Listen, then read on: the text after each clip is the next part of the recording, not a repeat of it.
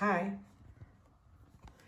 my name is Angie, and I am doing my presentation on the existential therapy model.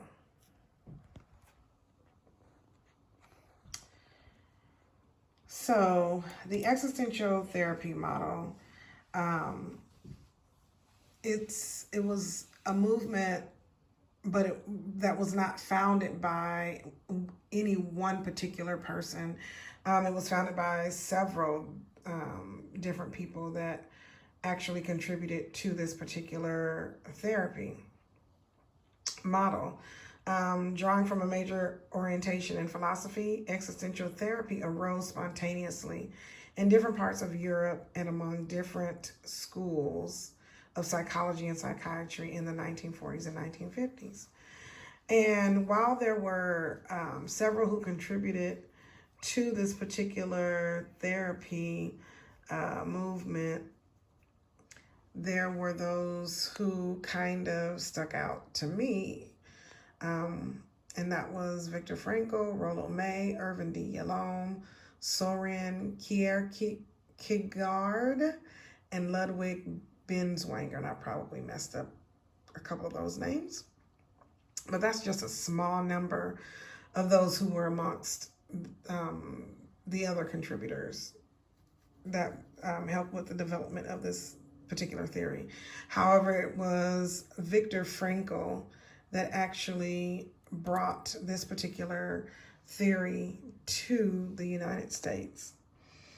What is existential therapy? Existential therapy is a way of thinking. It's an attitude about psychotherapy than a particular style of practicing psychotherapy. It can be described as a philosophical approach that influences a counselor's therapeutic practice. It's an attitude toward human suffering that has no manual, and it asks deep questions about the nature of human beings and the nature of anxiety, despair, loneliness, isolation. It's also it also deals centrally with the questions of meaning and creativity and love. Existential therapy focuses on exploring mortality, freedom, responsibility, anxiety, aloneness, and these relate to a person's current struggle. Its goal is to assist clients in their exploration of the existential givens of life, how these are sometimes ignored or denied, and how addressing them can ultimately lead to a deeper, more reflective, and meaningful life. This was just a little cartoon picture that I saw that I thought was a good representation from what I can understand of the existential therapy and those who could possibly benefit from it. There's this picture of the older gentleman. Some would say it was some I've heard that some people said it was God asking this question, but you know that's definitely not God asking that question. So this is an older gentleman saying at that time then, why am I here? And then you have the young person now, or the millennial now, saying the same, asking the same question, why am I here?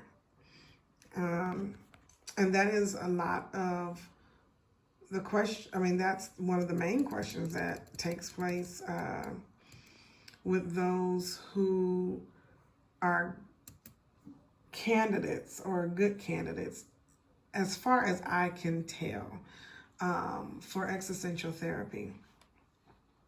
What are the goals of existential therapy?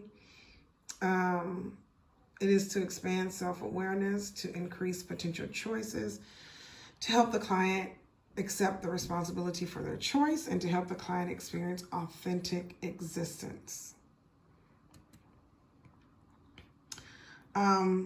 This approach stresses that all people have the capacity for self-awareness. Each person has a unique identity that can be known only through relationships with others. People must continually recreate themselves because life's meaning constantly changes, and anxiety is part of human condition. However, there are some disadvantages to existential therapy. As with all therapies, there's, people will find disadvantages depending on what the issue is for the client, This may not be the right therapy for, the person with, I don't know, anxiety or anything of that nature. Maybe, whatever the situation is. It's dense, it's complex, and difficult to master. There's very little guidance for the practitioner. You can be an existentialist, but you cannot do it. It's not about technique, but about your own personal stance. And this is interesting to me. All of it is interesting to me because, to be honest, I am still trying to figure it out. Wrap my head around the whole idea of existential therapy. I do see some advantages as it relates to existential therapy. Again, depending on the issue that the client is coming in for. And so I'm going to continue to research and get a full understanding of this particular therapy model. That concludes my presentation. Thank you so much. Bye-bye.